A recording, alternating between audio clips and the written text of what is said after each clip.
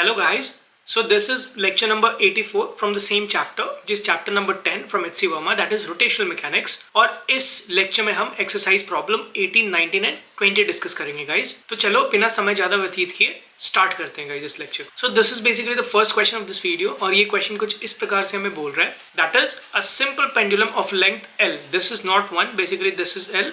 That is pulled aside to make an angle theta with the vertical. मतलब ऐसा कुछ simple pendulum है हमारे पास. This is a simple pendulum और इसको एक तरफ pull किया गया है such that वो theta angle बनाएगा with the vertical like this. ये theta angle है with the vertical. ऐसा कुछ हमें given a question. Can I find the magnitude of the torque of the weight W of the bob? This is the bob which is attached to one end of this string और इसकी जो weight है that is W. ये given है हमारे पास और इस W weight का हमें torque निकालना है about the point of suspension. This is basically what? This is the point of suspension और हमें इस point of suspension के about इस weight W का torque निकालना है इस position में guys.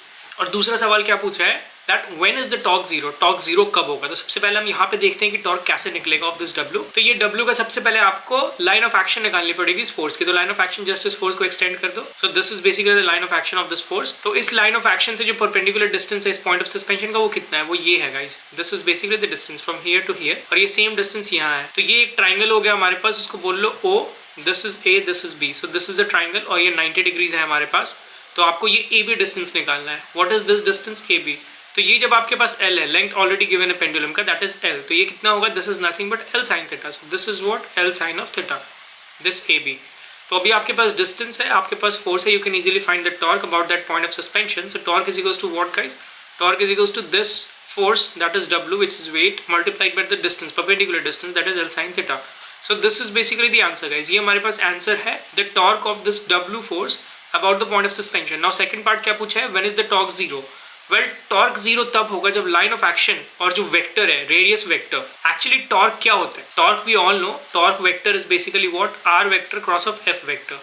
तो जब R वेक्टर और F वेक्टर इन दोनों का डायरेक्शन या तो 0 या 180 डिग्रीज हो जाए तो हम बोल सकते हैं कि टॉर्क 0 हो जाएगा. तो इस केस में देखो R वेक्टर ऐसे था, F वेक्टर ऐसे था, दोनों के बीच में जो एंगल है दैट वाज नॉट 0 और 180 डिग्रीज. दैट्स व्हाई हमारे पास एक टॉर्क यहाँ पे निकल कर आई. बट अभी जब लाइन ऑफ एक्शन सेम हो जाएगा, मान लो ये जो बॉब है हमारे पास ये ऐसा यहाँ पे आ गया, बिल्कुल लोएस्ट पोजिशन पे आ गया, तो क्या होगा? फोर्स जो हमारे पास है W और R वेक्टर भी सेम, दोनों की डायरेक्शन सेम हो गई.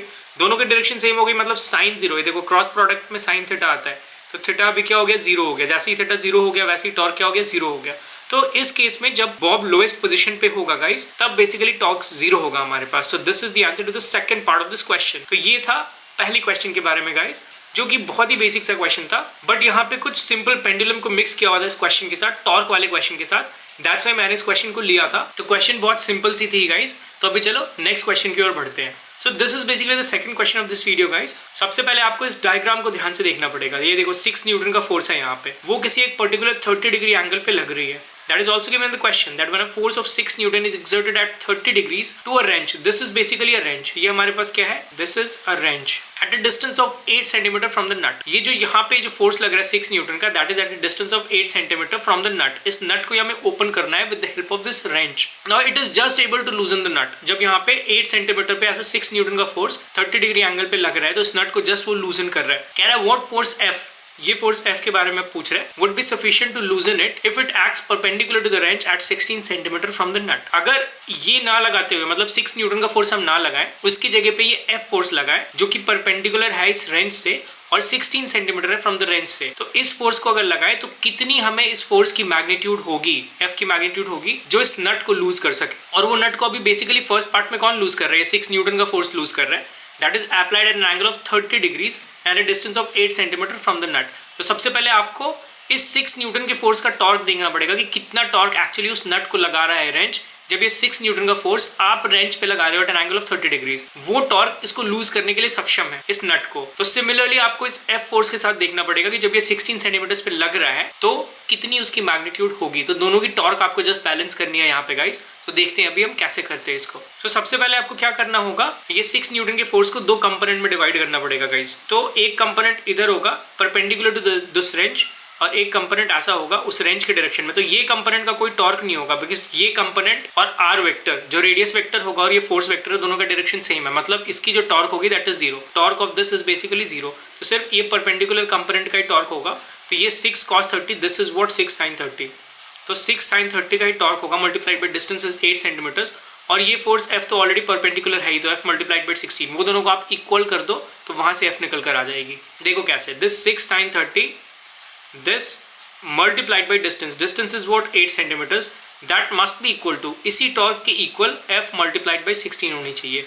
तो यहाँ से this 8 times 2 is 16 and 2 times 3 is 6, so 3/2 that is 1.5 Newton, इतनी फोर्स आपकी होगी। This is basically the answer. तो ये सॉल्व करने में ज्यादा कुछ टफ नहीं था गाइज ये क्वेश्चन, बट आपको समझ में आना चाहिए क्वेश्चन को देखते ही कि एक पहले फोर्स गिवन है, उसकी कुछ टॉर्क हो रही है जो उस नट को लूजन कर रहा है, दूसरी फोर्स आपको पूछ रहा है जो कि फोर्स जस्ट परपेंडिकुलर लग रही है, तो उसकी मैग्नीट्यूड कितनी होगी जबकि डिस्टेंस बढ़ा दी गई है। तो ऑब्वियसली उसकी मैग्नीट्यूड कम होगी, क्यों? क्योंकि अभी डिस्टेंस हमारे पास ज्यादा मिल रहा है। Torque is distance into force, right? तो जब डिस्टेंस आप बढ़ा दोगे तो फोर्स कम आपको लगाना पड़ेगा, जब डिस्टेंस कम होगी तो आपको फोर्स ज्यादा लगाना पड़ेगा। यहाँ पे ये गाइस आप सीख सकते हो इस क्वेश्चन से कि what is basically the significance of torque, ऐसे आप सीख सकते हो। जब डिस्टेंस कम था तो आप देख रहे थे आपको ज्यादा फोर्स लगाने की जरूरत पड़ रही थी, और ऊपर से आप एंगल भी 30 डिग्री पे लगा रहे हो, पूरी परपेंडिकुलर एंगल नहीं लगा रहे हो। पूरी परपेंडिकुलर फोर्स लगाओगे तो क्या होगा, आपको फोर्स कम लगाना पड़ेगा, बट जैसे ही उसकी थोड़ी आप एंगल पे लगा दोगे तो उसका एक ही कंपोनेंट ऑब्वियसली काम कर रहा है, दूसरा कंपोनेंट वेस्ट जा रहा है, तो आपको उसकी मैग्नीट्यूड बढ़ा के लगानी पड़ेगी। तो ये सब कुछ इन्फेरेंस था इस क्वेश्चन से गाइस, जो आप सीख सकते हो apart from solving this question. अभी चलो थर्ड एंड लास्ट क्वेश्चन की ओर बढ़ते हैं। सो this is basically third and last question of this video. ये क्वेश्चन कुछ हमें इस प्रकार से बोल रहा है that calculate the total torque acting on the body. यहाँ पे एक बॉडी बनी हुई है, उस पे टोटल टॉर्क हमें निकालना है अबाउट पॉइंट O। तो इसके लिए भी गाइस आपको क्या करना पड़ेगा, जो भी फोर्सेस लग रही है 15 न्यूटन, 10 न्यूटन, 20 न्यूटन, 5 न्यूटन, उनकी आपको कंपोनेंट लेनी पड़ेगी। एक कंपोनेंट वो जो O पॉइंट के डायरेक्शन में आएगा, उसकी टॉर्क 0 हो जाएगी, और दूसरे कंपोनेंट O के परपेंडिकुलर जो एक्चुअली में टॉर्क प्रोड्यूस कर रहा होगा अबाउट दैट पॉइंट O। तो ये चीज आपको ध्यान देनी पड़ेगी। जैसे ये 15 न्यूटन के फोर्स के बारे में बताओ तो इसके दो कंपोनेंट हो गए, एक इधर होगा और एक जस्ट परपेंडिकुलर होगा ऐसे पॉइंट O के। पॉइंट O के जो परपेंडिकुलर है सिर्फ यही टॉर्क प्रोड्यूस करने में हेल्प कर रही होगी। ये वाला जो फोर्स होगा वो तो पैरेलल है O के, O के पैरेलल है, मतलब R वेक्टर F वेक्टर यहाँ पे 0 डिग्री मतलब सेम डायरेक्शन में हो जा रही है, तो उसकी टॉर्क 0 होगी। तो ये एंगल बेसिकली 37 होगा हमारे पास। दिस इज 15 cos 30, तो ये कितना होगा, दिस इज 15 sin 37। ये हमारे पास 15 sin 37 होगा गाइस। तो ये वाला फोर्स बेसिकली टॉर्क प्रोड्यूस कर रहा होगा। This force multiplied by 6 centimetre, that is the distance. तो इस फोर्स की इतनी टॉर्क होगी 15 sin 37 multiplied by 6 centimetre about O। ये 5 न्यूटन की फोर्स की अगर आप टॉर्क देखो अबाउट O तो 0 हो जाएगा। ये वाई बिकॉज यहाँ पे देखो R वेक्टर F वेक्टर की डायरेक्शन जो है सेम है, 0 डिग्री है, तो ऑब्वियसली या 180 डिग्रीज बोल लो, तो ऑब्वियसली उसकी टॉर्क 0 हो जा रही है यहाँ पे। तो 5 न्यूटन का टॉर्क जो है वो 0 हो जाएगा। 20 न्यूटन को आप देखोगे तो 20 न्यूटन का अगेन आपको दो डायरेक्शन में कंपोनेंट डिवाइड करना पड़ेगा, एक ये डायरेक्शन होगा गाइस और एक ये डायरेक्शन होगा। तो जो ये वाला डायरेक्शन का टॉर्क होगा इस वाले फोर्स के कारण वो 0 हो जाएगा। क्यों? क्योंकि again R vector F vector या तो 0 या तो 180 डिग्रीज हो रहा है, दैट्स व्हाई टॉर्क ये वाले कंपोनेंट के फोर्स के कारण 0 होगा। दूसरी यहाँ पे ये आगे निकल कर, तो इस फोर्स का बेसिकली टॉर्क होगा, बट ये एंगल कितना है, ये देखो ये टोटल 150 डिग्री एंगल दिया हुआ है। सो दिस इज बेसिकली 90, बच गया कितना 60, सो दिस इज बेसिकली 60। तो 60 डिग्री है बेसिकली ये angle. So this is what, this is 20 cos 60। 20 cos 60 force है multiplied by distance from O, that is 4 centimetres given है, तो इसका भी टॉर्क हमें निकल जाएगा। तीसरा ये जो फोर्स है 10 न्यूटन का, वो तो परपेंडिकुलरली लग रहा है, तो जब आप जस्ट आपको डिस्टेंस से मल्टीप्लाई करना पड़ेगा, दैट इज 4 सेंटीमीटर्स।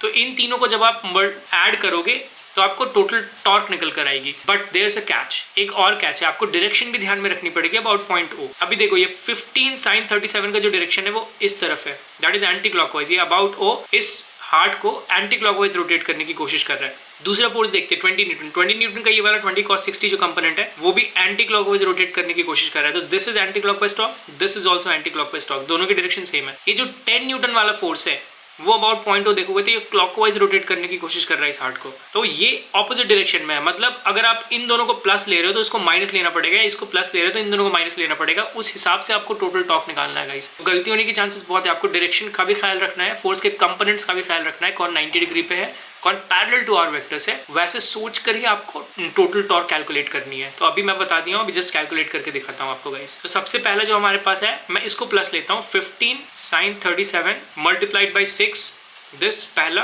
प्लस दूसरा फोर्स हमारे पास क्या है 20 cos 60 multiplied by distance is what 4 plus not minus basically 10 multiplied by 4। तो यहाँ से आप देखोगे sin 37 is what, that is 3/5, 15 into 3/5 multiplied by 6 plus cos 60 is half, so 20/half, that is, so 20/2 basically, that is 10 multiplied by 4 minus 10 multiplied by 4। तो ये हमारे पास ऐसे ही cancel out हो गया। 5 times 3 is 15, 3 times 3 is 9, 6 54, 54 upon 100. Y? Because 6 जो है centimetres में, हमें मीटर्स में लेना है. That is 0.54 newton metre.